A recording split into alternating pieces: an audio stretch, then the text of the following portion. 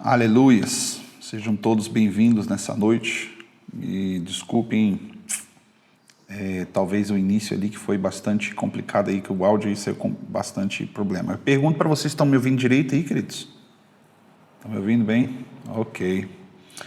Hoje à noite nós temos aí a participação especial do Vinícius, tá? Nosso rapaz da mídia lá da igreja, está aqui nos auxiliando aqui. Vocês estão vendo que a iluminação aqui hoje está muito bom. Natiele aí, ó. Natália está acompanhando com a gente. Amém? Josi, a Fabiane, pastor José, Natália. Mais um minutinho, nós vamos já iniciar aqui nosso bate-papo, nossa conversa de hoje. E hoje temos aí um tema muito especial para compartilhar com vocês. Amém? Eu queria agradecer, em primeiro lugar, a cada um de vocês que tem se esforçado para poder estar participando ou até mesmo recebendo no seu coração a palavra. Amém? Eu queria fazer uma oração com cada um de vocês, deixar Deus entrar no seu coração e na sua mente nessa noite. Amém? Pai querido, nós te agradecemos, Senhor, nesta noite, pela oportunidade que temos, ó Deus, de estarmos reunidos no Teu nome e de compartilharmos, Senhor, o que o Senhor tem para cada um de nós nesses dias, o Teu coração. Te pedimos, ó Pai, que o Senhor venha abrir o nosso entendimento e que nós possamos, Senhor, em nome de Jesus, sermos abençoados pela Tua palavra. Põe os Teus anjos, Pai, ao lado de cada um, Senhor, meu Deus, meu Pai, que se encontra nesta live. E em nome de Jesus, Pai, eu te peço, Pai, que o Teu Espírito venha estar agindo ali, cercando este lugar, ó Deus, em nome de Jesus. Amém. Amém, queridos? Glória a Deus. Eu queria compartilhar com vocês, nessa noite, um texto que se encontra no livro de Lucas, no capítulo 18. Lucas, capítulo 18, no versículo de número 1, é uma parábola de Jesus, é um texto um tanto quanto conhecido, mas eu quero compartilhar o que o Senhor tem ministrado no meu coração para compartilhar com cada um de vocês nessa noite, amém? No versículo 1 do capítulo 18 fala assim: Então Jesus propôs-lhe uma parábola aos seus discípulos, com a intenção de adverti-los quanto ao dever de orar continuamente e jamais desanimar. E o versículo de número 2 ele diz: E contou-lhes então, uma certa cidade havia um juiz que não temia a Deus, tampouco era sensível às necessidades das pessoas. Havia naquela mesma cidade uma viúva que frequentemente se dirigia a ele, rogando-lhes: faça-me justiça, por causa que pleiteio contra o meu adversário. E ele, por algum tempo, não quis atender. Todavia, mais tarde considerou consigo mesmo: é bem verdade que não temo a Deus e nem respeito as pessoas. Contudo, esta viúva me importuna. Farei eu justiça a ela, para que não venha a acontecer que, por fim, venha a aborrecer ainda mais. Então concluiu o Senhor: atentai para a resposta do juiz injusto. Porventura Deus não fará plena justiça aos seus escolhidos, para aquele que clama de dia e de noite, ainda que lhes pareça demorar para atendê-los? Eu vos asseguro, ele vos fará justiça depressa. No entanto, quando o Filho do Homem vier, encontrará fé em alguma parte da terra? Amém? Nessa noite eu quero compartilhar com vocês essa palavra e queria falar um pouco sobre padrões de justiça ou padrões de moralidade. Nós estamos falando com pastores, com líderes aqui nessa noite. Amém? É verdade sim que nós estamos vivendo um tempo onde que a igreja tem perdido a sua identidade, tem se embriagado com segmentos, ideologias, tantas outras coisas que tem feito com que a igreja do Senhor tenha perdido a identidade de manifestação do reino. Essa semana eu estava ouvindo alguns pastores ministrando, compartilhando num bate-papo de como que está a realidade de muitas igrejas, o humanismo e o movimento progressista dentro da igreja, ao qual tem feito com que a igreja se adaptasse às coisas do mundo, se adaptasse às coisas que são até justas de serem feitas, como, vamos dar um exemplo, ação social.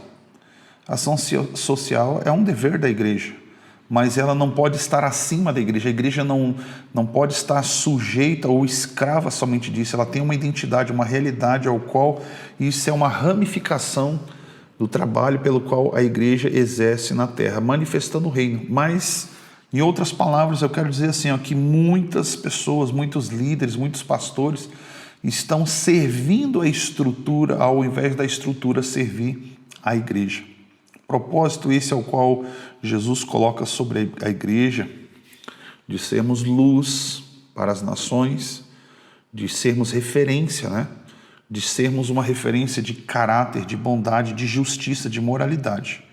Talvez aqui, os mais velhos aqui, poderão até testemunhar de que, eu me lembro que nos anos 80, final dos anos 80, começo dos anos 90, ser servo de Deus, ser um crente, era uma referência, era quase que um pré-requisito para que o seu currículo passasse à frente de outros em uma entrevista de emprego, porque ser cristão representava ali naquela época ser pessoas de caráter, pessoas idôneas, pessoas de boa fé.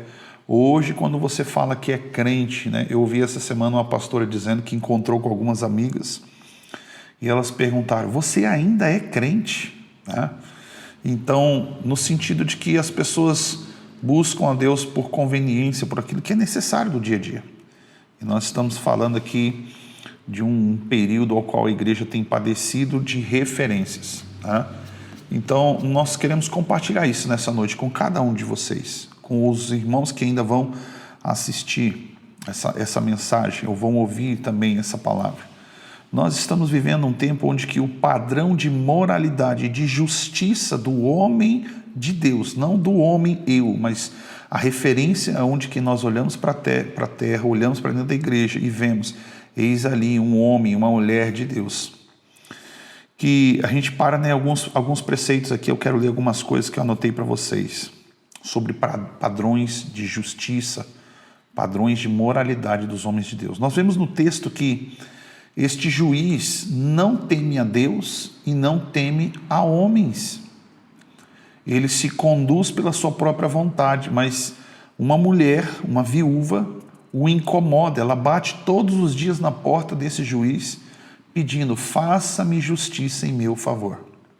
Nós usamos esse texto como um padrão para usar o exemplo desta mulher. Desta mulher ao qual a referência mostra que nós devemos fazer assim propriamente com Deus, pedir e dá-se-vos-á, como a Bíblia fala, boa medida, recalcada, sacudida, transbordante. Nós devemos pedir ao Senhor e o Senhor, Ele nos dá. Mas eu quero atentar para o padrão moral e ético desse juiz injusto. Não teme a Deus e não teme aos homens. Essa é a realidade de muitas igrejas, de muitos líderes. Se você pesquisar hoje na internet, você vai encontrar muitas pessoas dando escândalos, envergonhando, aliás, não envergonhando o evangelho, porque o evangelho genuíno e verdadeiro não tem do que se envergonhar, mas são a vergonha que o evangelho expõe. Falsos mestres, falsos líderes, falsos profetas, Mas a prática da justiça divina é um tema recorrente na Bíblia. Acredita-se que Deus é o juiz supremo e que governa o universo de acordo com padrões justos e morais.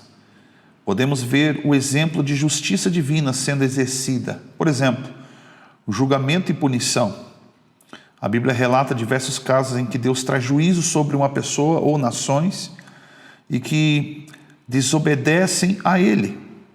exemplo da história de Sodoma e Gomorra, onde que Deus destruiu essa cidade por causa da sua extrema maldade.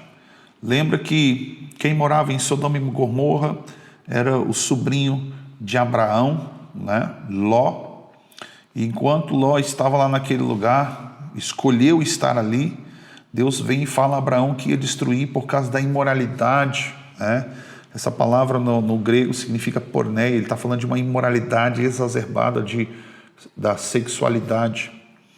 E Abraão começa a clamar e interceder, porque ele sabia que o sobrinho estava ali, provavelmente não gostaria de sair dali. E ele começa a clamar: Senhor, se tiver tantos justos, se tiver 50, se tiver 20, se tiver 10, ele começa a argumentar, e o Senhor toda vez: se tiver 10 justos eu vou poupar, se tiver 5 justos eu vou poupar. E Abraão finaliza dizendo: Senhor, se tiver um justo, uma única pessoa que tenha praticado e vivido na justiça. E o Senhor diz: se tiver um justo eu vou poupar aquela terra. E de fato não poupou, porque nem o próprio sobrinho de Abraão era justo. Nós vemos a realidade propriamente da sua esposa. Ela não queria abandonar, sair daquele contexto de imoralidade. Ela estava seduzida, e enquanto que a ordem era para que saísse, evacuasse ali aquela cidade, a família de Ló, porque Deus permitiu que eles sobrevivessem à destruição, à ira. E ela, olhando para trás, né, se transforma ali numa estátua de sal. Mas também nós vemos outro contexto de padrões de moralidade, aqui dentro do contexto, o padrão da punição, o julgamento de Deus. Preste bem atenção no que eu vou falar nessa noite. Todas as vezes, eu aprendi pela palavra de Deus e pela experiência de vida, que todas as vezes que Deus libera uma palavra, ela vem como uma sentença, ela vem como uma autoridade, ela vem com o padrão dos céus, de bênção ou de morte, de bênção ou de maldição, de vida ou de morte. Nós escolhemos o que vamos fazer com ela, não porque Deus esteja sujeito à nossa vontade, mas Ele nos abençoa para que nós venhamos multiplicar, para que nós venhamos ter esse entendimento de que o que Ele coloca na nossa vida é para ser bênção, é para ser vida, e nós precisamos multiplicar, produzir, e esses frutos venham permanecer. Então, número 2 aqui, eu vejo que a restauração e a recompensa, além do julgamento. Porque muitas vezes nós, quando reconhecemos ou conseguimos identificar, somos pegos.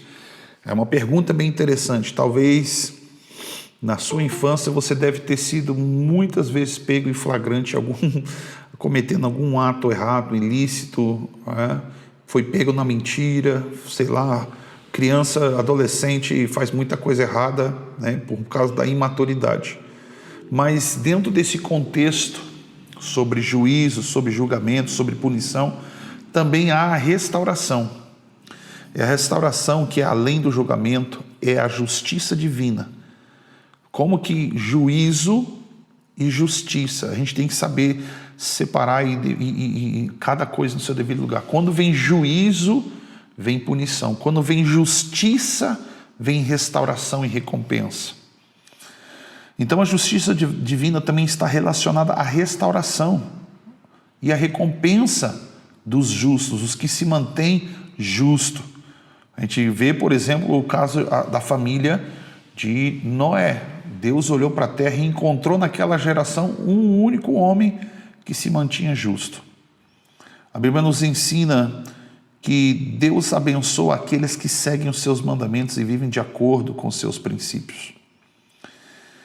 Então nós temos aqui um padrão de que para que a nossa moralidade e a justiça de Deus, a forma com que nós nos conduzimos, passamos por esses 2 processos. Primeiro, julgamento. Lembrando que julgamento, quando você vai para a igreja, toda palavra que é liberada, ela nos confronta. Quando alguém está compartilhando uma palavra, a verdade do Evangelho confronta os nossos erros e ela mostra. Agora, o que nós escolhemos fazer disso? Como que vai ser a nossa conduta em relação ao que Deus está nos querendo nos ensinar, querendo restaurar na nossa vida. Ou seja, vai de acordo com a flexibilidade do nosso coração. E o nosso coração, a palavra de Deus diz no livro de Jeremias, que ele é enganoso, mais do que todas as coisas, e doentio.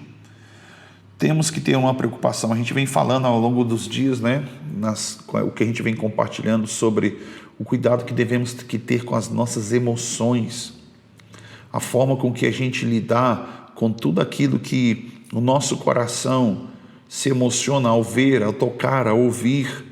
Nós somos tentados de várias formas a viver dentro deste contexto. Então, por isso que Deus, ele traz como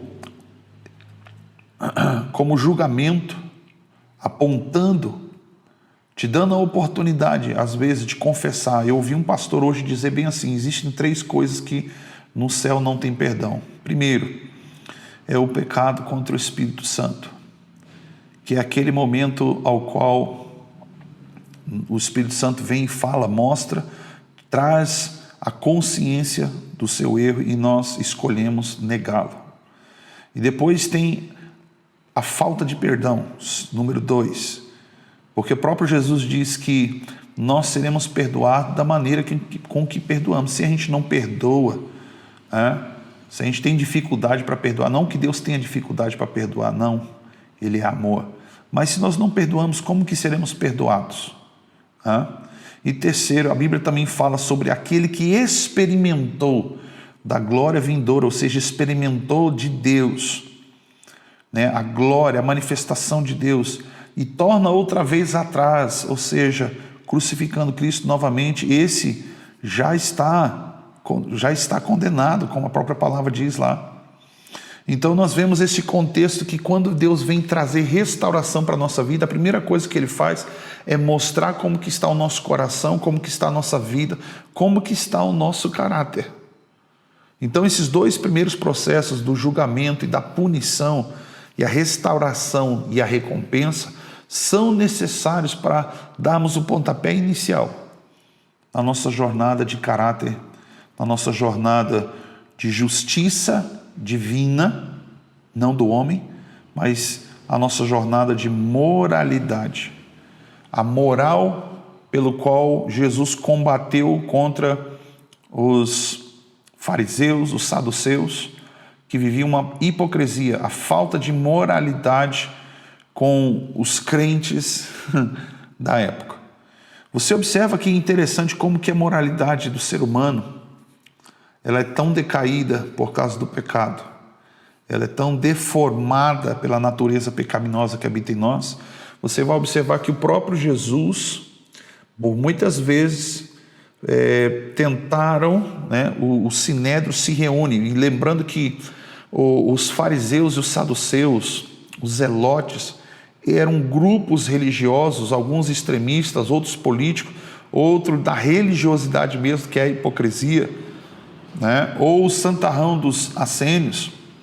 Eles não se davam, eles não se comunicavam, e do contrário, eles batiam de frente, eram inimigos. E eu me lembro de um jargão que a gente possa falar, que o inimigo do meu inimigo é meu amigo. Lembre-se disso que eu vou falar agora, para você poder entender onde que entra o progressismo na igreja, onde que entra o humanismo dentro da igreja.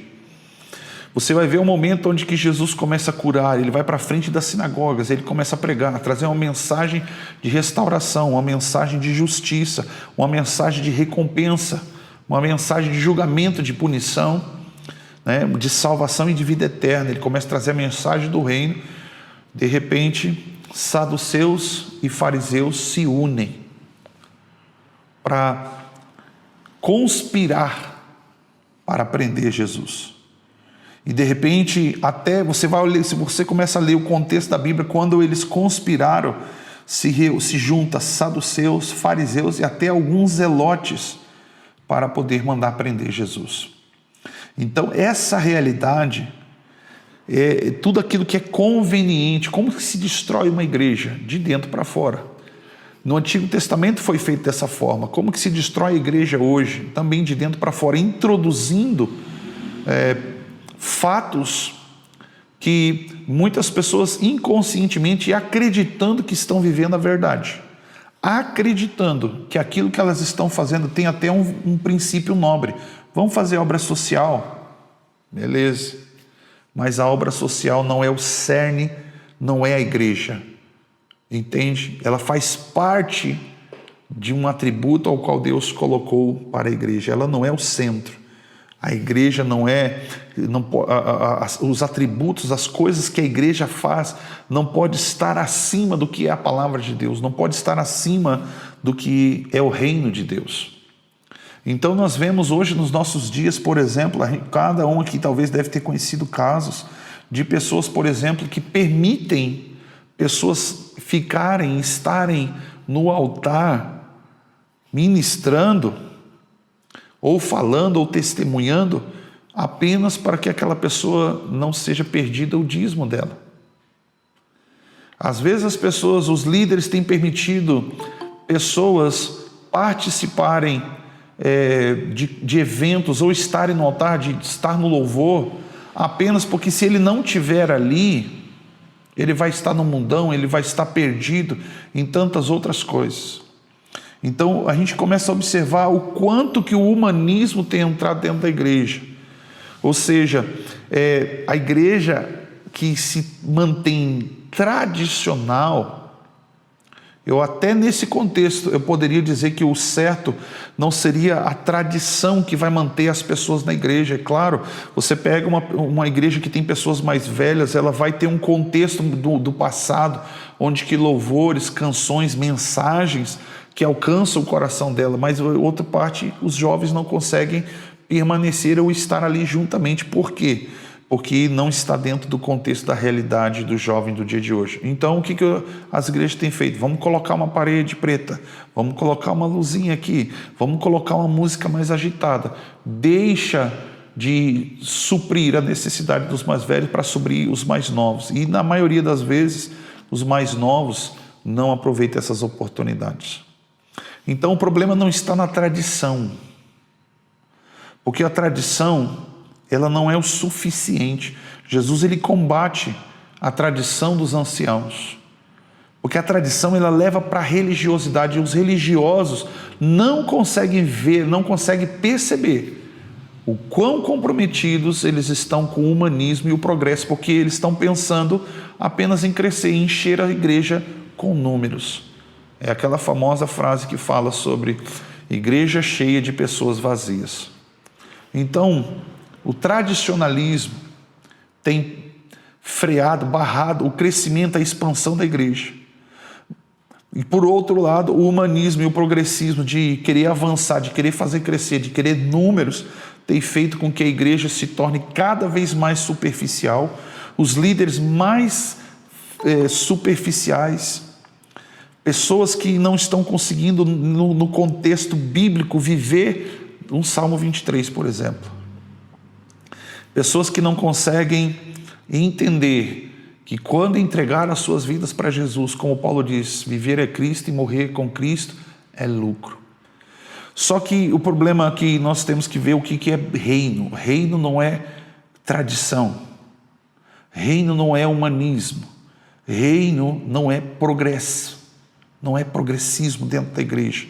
O reino de Deus, ele é mera e puramente simples, baseado dentro de uma palavra com exegese, com hermenêutica. E se essa palavra não confronta mais a nossa vida, nós estamos vivendo não mais nem superficialmente um evangelho. Não se vive um evangelho.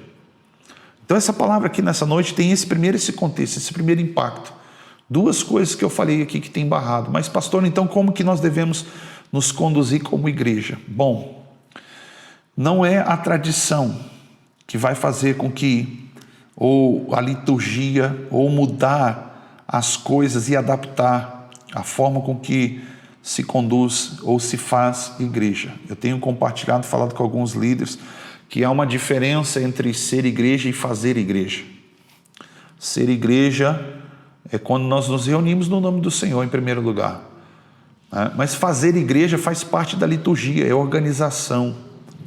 E esse processo de moralidade, e esse processo de julgamento, ao qual nós temos que parar, como Paulo diz, se nós julgássemos.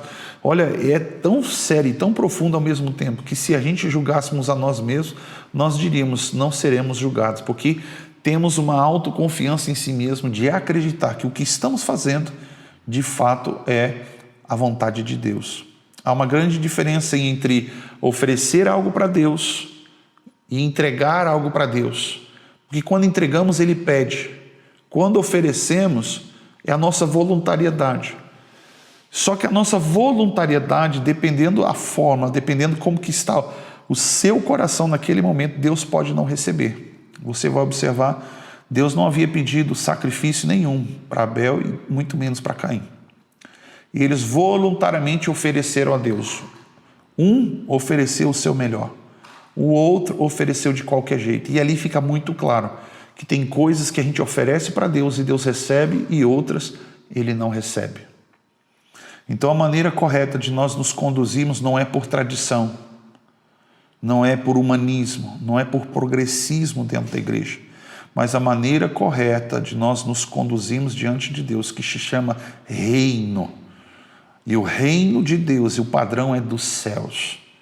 E o reino de Deus não tem nada a ver com padrões morais da terra. Não tem nada a ver com liturgia da terra. Deus pode aceitar, porque como liturgia é o fazer igreja, Deus pode receber. Você já imaginou chegar um dia e oferecer um culto a Deus que Deus não recebe? Ou de estar num culto, estar num evento em algum lugar assim, e Deus não está lá? E isso aconteceu ali no ministério de Jesus, quando Jesus entra pela cidade de Jerusalém montado sobre um jumentinho, na entrada triunfal, como a Bíblia chama. Estava acontecendo o culto dentro do templo, e aquelas pessoas que estavam ali em volta de Jesus cantando e glorificando, dizendo hosana nas alturas, recebendo Ele como Messias. Saiu os pastores, saiu os obreiros da igreja e chegaram lá para Ele: ô Jesus, acalma os teus discípulos e acalma esse povo que está atrapalhando o culto lá dentro. Sabe, o Deus que eles estavam buscando, o Messias que eles estavam esperando, estava ali dentro da igreja. Não, estava fora. Então a gente vai descobrir Deus, vai buscar e vai encontrar Deus em lugares que a gente não espera. Então nós não podemos fazer da estrutura o nosso Deus. Não podemos servir a estrutura. A estrutura serve para os padrões daquilo ao qual nós estamos vivendo como reino. Nós estamos aqui como pastores e líderes, buscando viver a verdade, buscando manifestar a justiça de Deus, não pela nossa força, não pelo nosso braço, mas por meio da sua palavra, por meio da nossa própria vida, sabe? Então vem a segunda parte, a reforma que precisa acontecer aqui dentro da nossa mente. A reforma é essa que Paulo fala lá em Romanos 12. E ele fala assim: esforçai-vos pela renovação do vosso entendimento. Precisa haver um esforço. Deus não vai chegar, queridos, vai abrir a cabeça de vocês, vai tirar o seu cérebro e vai colocar a mente de Cristo. Não. Nós precisamos se esforçar para entender, para receber este reino ao qual Ele nos propõe a viver. Essa forma, a Bíblia chama ela ali de metanoia. Metanoia significa transfiguração no hebraico. E essa transfiguração é mudar a forma natural para um padrão não mais da terra, mas um padrão do céu. E essa mesma palavra, metanoia, que a transfiguração aconteceu com Jesus lá no Monte da Transfiguração, ao qual o seu rosto transfigurou em glória. Assim como Moisés, quando encontrava-se com a glória, com a santidade de Deus, ele descia daquele monte com um véu, porque as pessoas não conseguiam ficar olhando para o rosto dele, porque ele não era nada parecido com o padrão da terra. Padrões de moralidade, padrões de justiça. Então precisa haver uma reforma na nossa mente. Quando a nossa mente se abre para o novo, a nossa mentalidade muda, acontece maturidade. E maturidade não é só para quem é jovem. Nós que somos mais velhos, talvez julgamos ser maduros para algumas coisas. Sim, podemos ser maduros para algumas coisas quanto à nossa idade, mas para as coisas dos céus. Olha, Paulo chega ao ponto de dizer para um povo, para uma igreja, dizendo assim: olha, me admiro vocês, o tanto que vocês já receberam, vocês ainda necessitam do leitinho espiritual. Vocês já deviam ser mestres, vocês já deviam estar buscando um alimento mais sólido, mais pesado. E nós ainda continuamos com a mentalidade, né, de alguém que acabou de chegar para Jesus.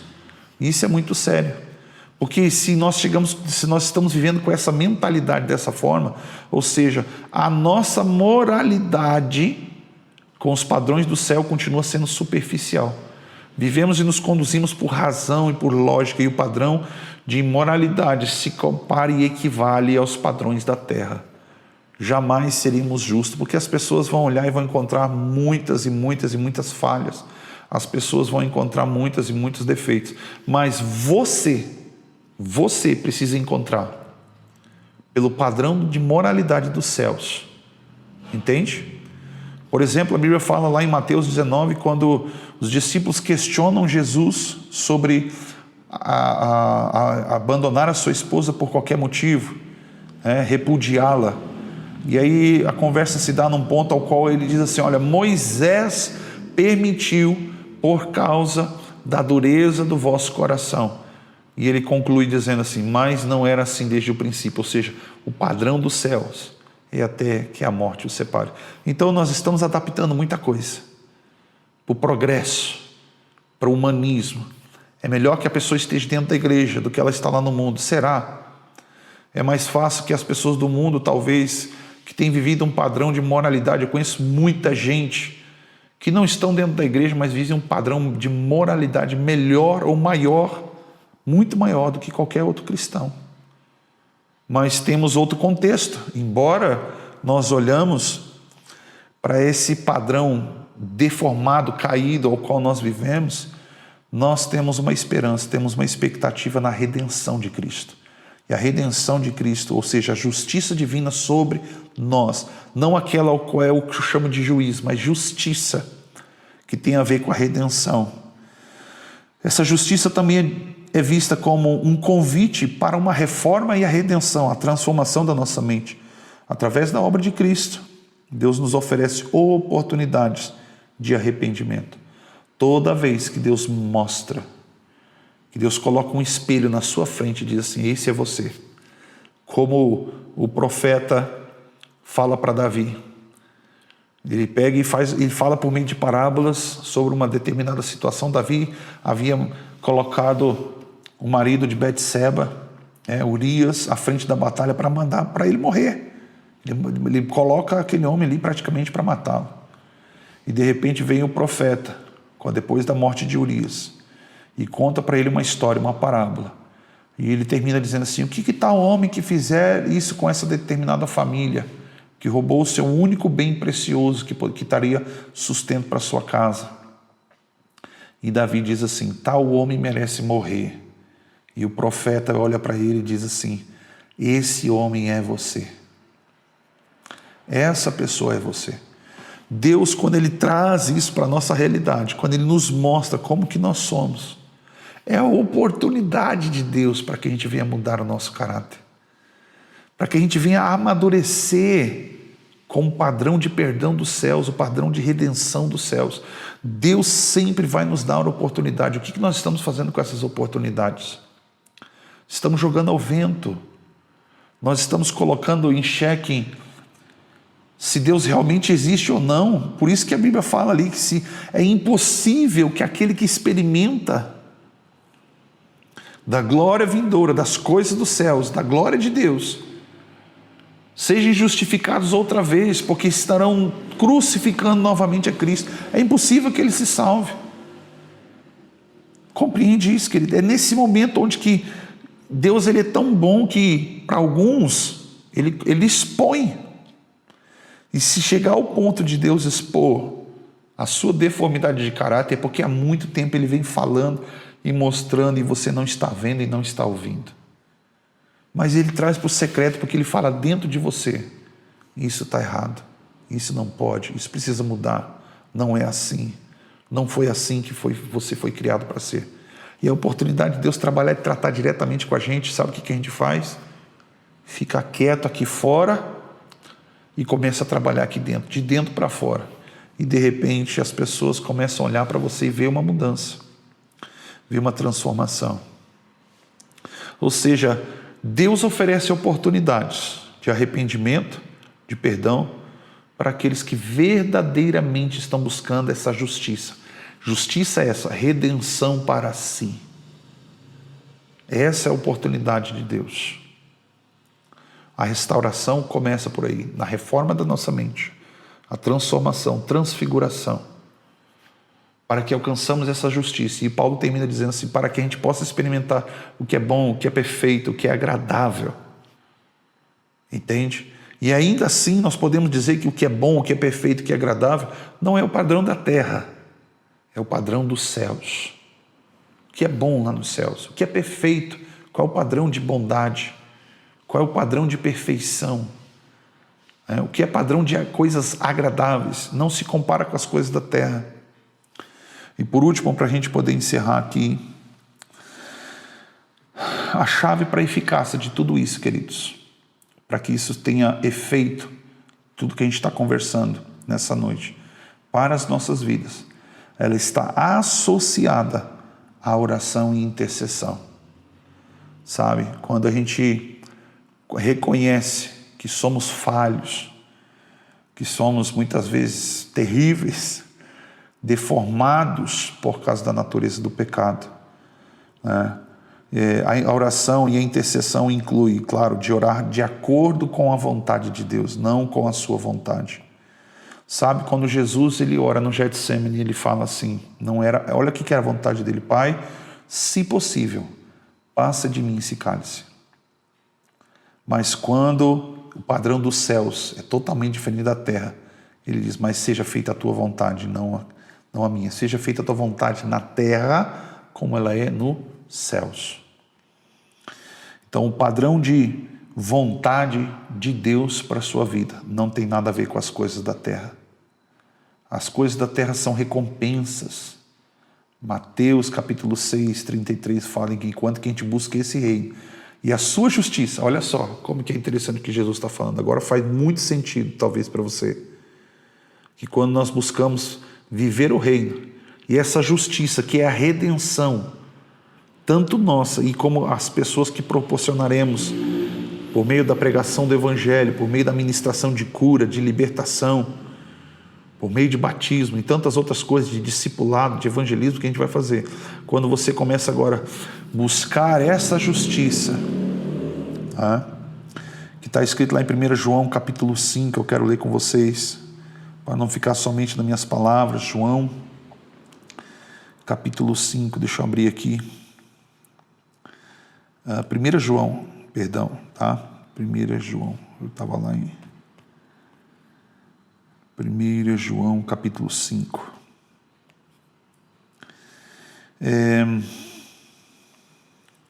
1 João capítulo 5, versículo 14, diz assim, esta é a confiança que temos nele. Se pedimos alguma coisa, segundo a sua vontade, ele nos ouve. E se sabemos que ele nos ouve, em tudo o que pedimos, sabemos que alcançamos as petições que fizemos. Mas se alguém vir o seu irmão cometer pecado, que não é por a morte, orarás. E Deus dará a vida àqueles que não pertencem, ou seja, não pecaram para a morte. Há pecado para a morte, e por esse não digo que ore. Toda iniquidade é pecado, e há pecado que não é para a morte. Sabemos que todo aquele que é nascido de Deus não vive pecando, mas o que de Deus é gerado conserva-se em si mesmo, e o maligno não lhes toca. Isso aqui precisa fazer muito sentido e verdade na sua vida, ou seja, a vontade de Deus sobre a tua vida é que você não peque. Mas se você pecar, se arrependa, porque existem pecados que não são para a morte. Mas se você não se arrepender do seu pecado, como aconteceu na vida de Saul. Saul jamais se arrependeu dos seus pecados e por isso que ele foi rejeitado e morreu. Sabe, tem um texto na Bíblia que aquilo me intriga muito, porque que Samuel ficava orando, pedindo para Deus mudar a história de Saul, perdoar Saul. E Deus responde para Samuel bem assim: até quando você vai orar por aquele homem cujo eu ao coração já rejeitei? Nós precisamos orar a vontade de Deus sobre a nossa vida. E a vontade de Deus é essa, que a gente não peque, em primeiro lugar. Mas se pecarmos, se arrependa. Não se esconda, não fuja como Adão fugiu. Não transfira a culpa. É claro, você não precisa viver e entrar em condenação por causa dos pecados. Mas reconheça os teus erros. E depois nós temos que também orar com fé. Tiago capítulo 1. Aqui Tiago também menciona que a oração da fé, Tiago capítulo 1,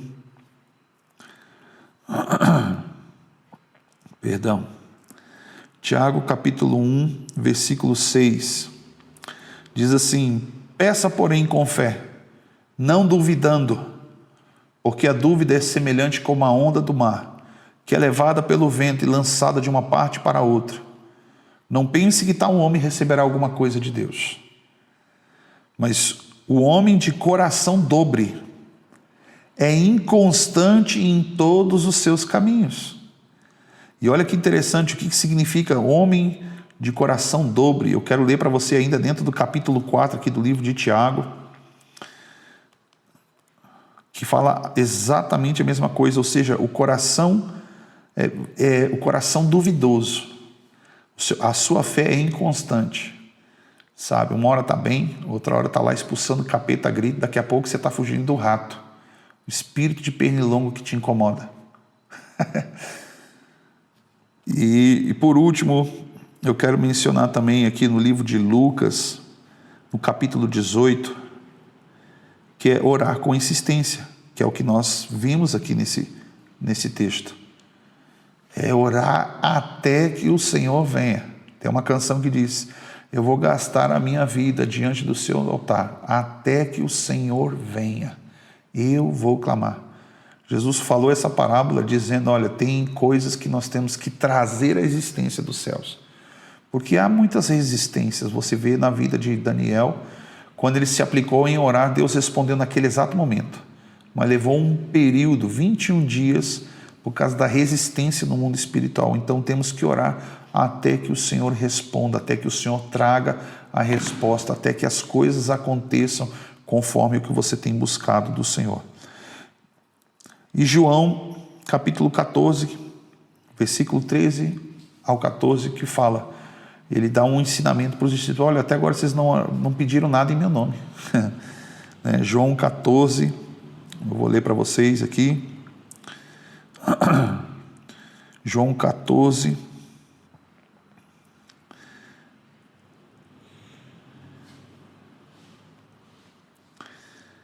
fala assim, ó, João 14, versículo 13, fala assim: e tudo quando pedis em meu nome, eu farei, para que o Pai seja glorificado. E se pedis alguma coisa em meu nome, eu farei. E se me amardes, guardarei os meus mandamentos, e eu rogarei ao Pai, e Ele vos dará um Consolador, para que fique para sempre convosco. Esse ensinamento de orar em nome de Jesus, ele traz um exemplo de intercessão, ao qual o próprio Jesus garante, dizendo: olha, se vocês pedirem algo em meu nome, assim como eu estou no Pai, e oro, intercedo por vós, Ele vos dará. Sabe, queridos, para a gente poder finalizar aqui esse período, esse tempo, nós estamos vivendo um tempo onde que as pessoas, pastores, líderes, têm vivido uma vida secreta de Deus. É claro que a sua vida não tem que estar exposta a qualquer pessoa que vai, ao invés de te ajudar, vai te jogar mais para baixo. Mas sua vida precisa estar exposta para você mesmo. Porque Deus está vendo como está a sua vida. Deus está vendo como está o seu coração, como que está a tua fé. E se Ele está tratando se está trazendo à luz coisas que estão ocultas, veja dessa forma, é uma oportunidade que Deus está me dando. Primeiro, de ser perdoado, de ser restaurado, de ser mudada a mentalidade, amadurecer para aquela determinada área na nossa vida, ao qual o desejo de Deus é que nós venhamos viver e exercer os padrões de moralidade e de justiça do reino de Deus. Nós estamos vivendo um período onde que a igreja, que é a igreja de fato, não estrutura, não placa, a noiva do Cordeiro está sendo preparada. E esse padrão de justiça e de moralidade são alguns pré-requisitos, pelo menos 2 nós estamos vendo ali. Padrões que vão fazer com que essa igreja seja arrebatada com Cristo, levada para os céus. Esses padrões de moralidade ao qual a igreja deixou de ser luz para as nações, deixou de ser sal da terra, deixou de exalar o bom perfume de Cristo, deixou de viver e de praticar a justiça. Eu falo porque nós fizemos parte da igreja brasileira, e essa palavra é uma palavra para a igreja brasileira. Nós estamos deixando de viver o evangelho de Deus, o reino de Deus, para viver o evangelho segundo os padrões da terra, os padrões de imoralidade, os padrões de hipocrisia, os padrões de humanismo, de progressismo que tem invadido e destruído a igreja do Senhor. Nunca se viu na história do evangelho, na história do cristianismo, desde antes ali, quando homens e mulheres foram levantados por Deus para levar a palavra, levar a voz de Deus, seja lá no tempo onde que não tinha nem escrita, ali na época ali antes de Abraão, a partir de Abraão a gente vê ali alguém falando de um Deus nos céus, um Deus criador de todas as coisas, mas nunca se ouve na história tal analfabetismo, ou seja, falta de conhecimento bíblico, falta de vivência bíblica, falta de temor, falta de verdade, falta de cumplicidade com a palavra de Deus, falta de exemplos. A gente não consegue olhar hoje para os nossos líderes, os nossos pastores, os nossos liderados, as nossas ovelhas. Então quem dirá, então a culpa é da igreja, a culpa é das ovelhas? Não. E eu digo que a igreja tem o pastor que merece, e os pastores têm as ovelhas que merecem. E se nós olharmos por 2 lados, a gente colocar num equilíbrio de balança, ambos estão tão necessitados quanto Jesus, sendo 100% homem, 100% Deus, precisava de Deus. E orava, clamava, intercedia por cada um de nós. Então, queridas, eu queria compartilhar essa palavra com vocês hoje e deixar essa mensagem no seu coração, que haja o que houver, Deus continua sendo Deus, apesar das nossas deformidades, apesar da nossa falta de caráter, a nossa falta de moralidade para consigo mesmo. A gente consegue viver um evangelho à parte da palavra de Deus, de falar o que é verdade, mas de viver aquilo que não é verdade.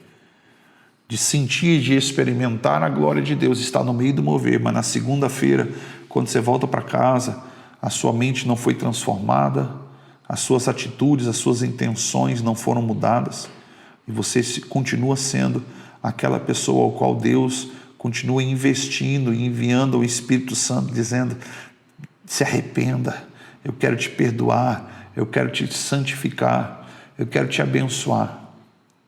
Amém? Deixo aqui meu agradecimento para cada um de vocês que ficou comigo até agora aqui. Deixar um abraço da comunidade Nova Aliança a cada um de vocês. E logo mais a gente vai estar compartilhando essa mensagem aí nos canais, nas redes sociais também, para que você possa compartilhar ou rever, ouvir novamente, porque quando são muitas informações, talvez a gente tenha dificuldade de manter nosso coração atento e focado para isso. Amém? Deus abençoe a cada um de vocês. Fique na paz do Senhor Jesus.